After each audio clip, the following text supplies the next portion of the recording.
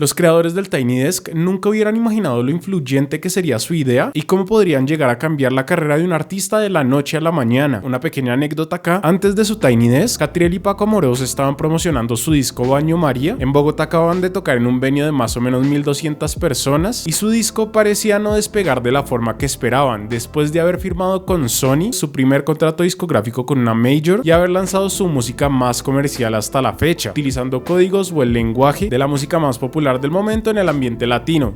Bajo el agua. Claro que les llegó a sus fans habituales, incluyéndome. De hecho, gracias a esta gira promocional yo los pude ver a 2 pasos en un sitio acá en Ciudad de México antes que la bola de nieve se hiciera gigante. Y ya el 4 de octubre sale su Tiny Desk que, agrupando la suerte, el excentricismo y la personalidad que siempre ha caracterizado al dúo y canciones digeribles, pero acá con una instrumentación latina y arreglos jazz, explota. Y no solo explota en Latinoamérica, sino también en Estados Unidos y en Europa. Curiosamente, pocos días después se agota el concierto al que yo había comprado boletas. Sus oyentes de Spotify se duplican en cuestión de un mes. Tengamos presentes que acá tenían la misma versión del disco que habían sacado antes. Sus búsquedas en Wikipedia crecen de un día para otro. Luego de pasar del venue pequeño mediano de Colombia, anunciaron un Movistar Arena ya, que es un tanto arriesgado, pero es que pasaron de 1000 a 14,000 personas. Y del lugar pequeño en donde los vi, ahora van a ser un Palacio de los Deportes. Obviamente toca tener en cuenta que ellos, después de tanto tiempo dándole, estaban muy preparados para este golpe de suerte, por decirlo así. Ya tenían música muy buena de antes que le da cierta credibilidad al proyecto,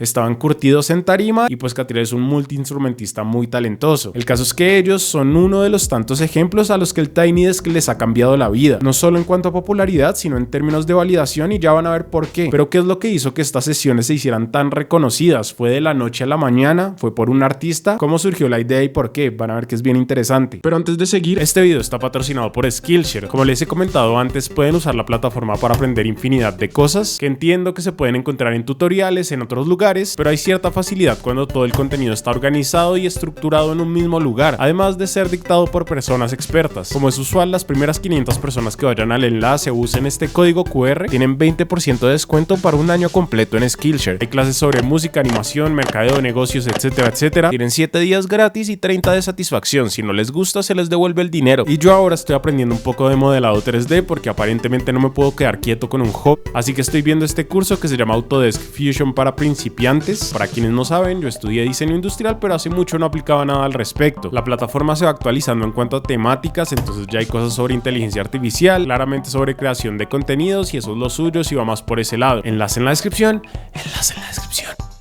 Resulta que en 2008 Bob Boilen y Steven Thompson trabajan en NPR, la National Public Radio, una organización sin ánimo de lucro que en esencia produce programas culturales de radio y es la organización bajo la que se hacen los Tiny Desk. Ellos dos, Boilen y Thompson, asisten al festival South by Southwest y una de las noches van a ver al artista Laura Gibson tocar. ¿Qué le voy a decir Laura? Pero al llegar al sitio se encuentran con una cena que no fue muy de su agrado. Boilen cuenta: era un bar horrible, el altavoz apuntaba hacia la puerta, la gente estaba viendo partidos de baloncesto y animando a sus equipos. Laura tenía una voz suave y casi no podíamos escucharla. Mientras que Laura recuerda ese momento como: a mitad del set pensé, ¿por qué conduje hasta Texas? ¿Qué estoy haciendo con mi vida? Sentía que solo quería irme a algún lugar a esconderme y llorar. Y así, entre chiste y chanza, Steven le cuenta a Boilen que deberían invitar al artista a tocar a las oficinas de NPR. Por lo menos ahí la podrían escuchar sin tantas distracciones. Pero Boilen, en vez de tomar la idea como algo pasajero, como el chistecito de la noche, le parece una gran propuesta y se concreta. Laura Gibson se convierte en la primera artista en participar en un Tiny Desk por una idea que surgió en un instante, al ver las malas condiciones por las que tenía que pasar un artista para dar a conocer su música. Malas condiciones que además estaban replicando en un festival que en gran medida está hecho para promover nuevas propuestas musicales. Si ahí pasa eso, imagínense cómo es en la vida común y corriente. De esta forma se concreta la grabación en las oficinas de NPR en Washington, en donde utilizan un pequeño espacio, el escritorio de Boilen, sin ningún tipo de maquillaje, sin cambiar nada, sin adornos, agregan un par de micrófonos y también sin postproducción o arreglos complementarios, publican el video en la página de NPR. Como comentan en este artículo, las reglas desde un principio fueron sencillas. No se podían utilizar equipos que amplifican o modifican la voz, como el autotune o un PA, y todos los músicos que se presentan debían caber en el espacio detrás del escritorio de Boilen. Así se podía mantener esa sensación de intimidad, crudeza, cercanía, eso que nos permite ver otra faceta de los artistas, tal vez una menos extravagante y performática, menos producida y curada, una apuesta que además más se presta a la improvisación y la sorpresa, elementos que terminaron siendo claves en su primer gran video viral. Como se pueden imaginar por el contexto, organización sin ánimo de lucro, programas culturales, trabajadores yendo a South by Southwest, etc., los Tiny Desk en principio se enfocaban en artistas de la rama alternativa, a veces emergentes, independientes, algunos más conocidos que otros en su escena pero sin mucha maquinaria y usualmente llevados por el folk o el formato más cantautor. Entre los populares estaban The Tallest Man of Earth o Edward Sharpe and the Magnetic Zero, y a medida que el formato fue agarrando cierto reconocimiento, llegaron artistas con mayor popularidad o por lo menos que estaban dentro de la esfera pop, siendo Adele uno de los primeros grandes nombres de 1975 o de Cranberries. Pero a pesar de este tipo de apariciones esporádicas, el Tiny Desk aún no era un lugar donde los famosos querían estar, así como de...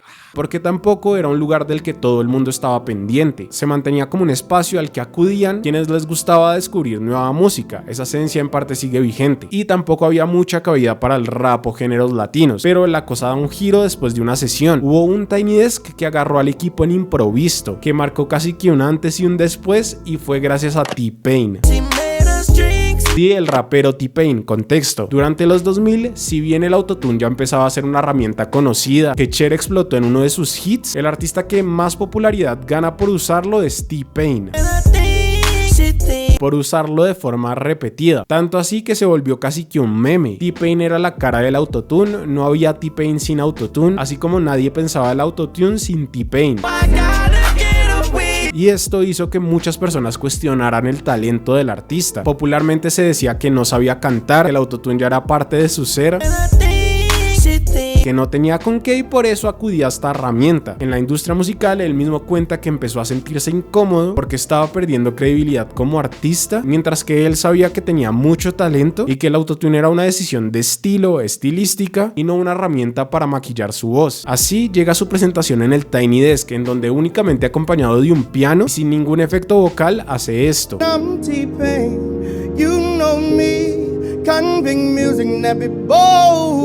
De cierto modo le calla la boca a sus retractores y la sesión se hace sumamente viral porque pocos sabían que él podía cantar de esa forma. El productor Bobby Carter comentaba al respecto: fue la primera vez que nos hicimos virales, fue un impacto inicial como wow, NPR es genial, lo cual era algo muy nuevo para nosotros. A partir de esa sesión el promedio de vistas por Tiny Desk aumenta, se abre todo un nuevo panorama de artistas porque este man era rapero del mainstream, pero más importante aún, los videos le empiezan a llegar a otro público. Ya había un entendimiento más popular de lo que eran los Tiny Desk, por lo que más personas estaban al pendiente y asimismo la curaduría se hace más dura. También toca destacar que le atinan a talentos que luego explotarían, como Aurora, Lucidacus o los mismos Messier Periné, que serían de las primeras bandas latinas que se viralizan ahí. Y eventualmente, como sucede en internet, con más audiencia, más conversación alrededor de algo, hay mayor probabilidad de viralidad y Anderson .Paak rompe, Tash Sultana también, y el resto pues es historia, lo que ya la mayoría conoce. La increíble sesión de Mac Miller, Natalia Lafourcade y un montón más. Y ahora una sesión rápida de datos curiosos. Muchos de los objetos que ven atrás son recuerdos que han ido dejando los artistas: los audífonos de Bad Bunny, la copa de Sabrina Carpenter, una botella de agua de Adele, que fue con la que se empezó esta tradición. NPR no gana dinero por los videos, si les aparece publicidad, esa monetización va para la disquera, distribuidora o el artista. Ni el escritorio ni la oficina actual son los mismos del principio. El escritorio original está en la casa de Bob Boilen, aunque parezca obvio, la locación sí está en medio de una oficina tradicional y con el tiempo han ido mejorando temas de producción como el audio, el video y el inventario de instrumentos y equipos que utilizan. Y en este punto, quienes van a la oficina no son los únicos espectadores, sino que también convocan a una audiencia. Y así, como pudimos ver, aunque los Tiny Desk que empezaron como esta pequeña ventanita musical, se terminaron convirtiendo en un posible punto clave para la carrera de un artista y un escalón al que muchos quieren llegar, ya no importa si no son famosos o son muy famosos. Y su popularidad no solo deviene de lo cálido y personal que es el formato, sino que hoy en día responde a un interés colectivo por encontrar algo genuino, auténtico en el arte. Esos momentos que se salen de un guión, de lo actuado, que demuestran mucha vulnerabilidad, mucha humanidad al final del día. Pero como siempre, cuéntenme ustedes qué piensan, qué artistas han conocido por el Tiny Desk, conocían este formato de hace mucho tiempo, les gusta o no, lo comparan con los MTV Unplugged, dejen cualquier cosa en los comentarios y nos vemos la próxima. Chao.